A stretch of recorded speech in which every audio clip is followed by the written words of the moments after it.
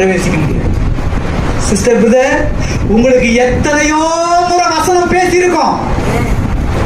ஏதோ ஒரு வசனம் உங்களை பாதிக்கும். அந்த வசனத்தின் படி உங்களால வாழ முடியாது. ஏன்? ஏதோ தடுக்குது. எத்தனையோ முறை அந்த வசனத்தை நீங்க கேட்டிருப்பீங்க. ஆண்டவர் எச்சரித்து உங்களுக்கு சொல்லியிருப்பாரு. ஆனா அந்த வசனத்தின் படி நீங்க வாழ மாட்டீங்க. நீங்கள் அறியாதவர்கள். இன்றைக்கு நீ மரிப்பாயானால் மாத்துமா இழைப்பார்.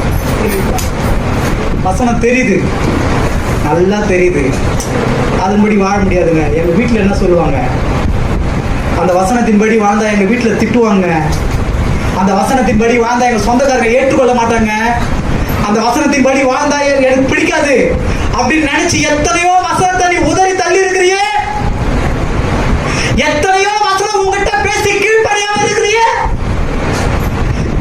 எப்ப மறிச்சாலும் ஆத்துமா இளைப்பாராது. அவர் கோபத்தில் ஆணையிட்டார். சிஸ்டர் பிரதர், அன்னைக்கு நடந்ததை ஏன் நமக்கு சொல்லணும்? நமக்கு முன்மாதிரியா இருக்கணும்ன்றதுக்காக தான் ஆண்டவர் எழுதி வச்சிருக்கிறார். எத்தனையோ வசனம் உங்ககிட்ட பேசுது. இன்று அவர் சத்தத்தை நீங்க என்ன பண்ணலாம்? செவி கொடுக்கணும்னு ஆண்டவர் விரும்புகிறார். ஆமென். அல்லேலூயா. அறியாதவர்கள்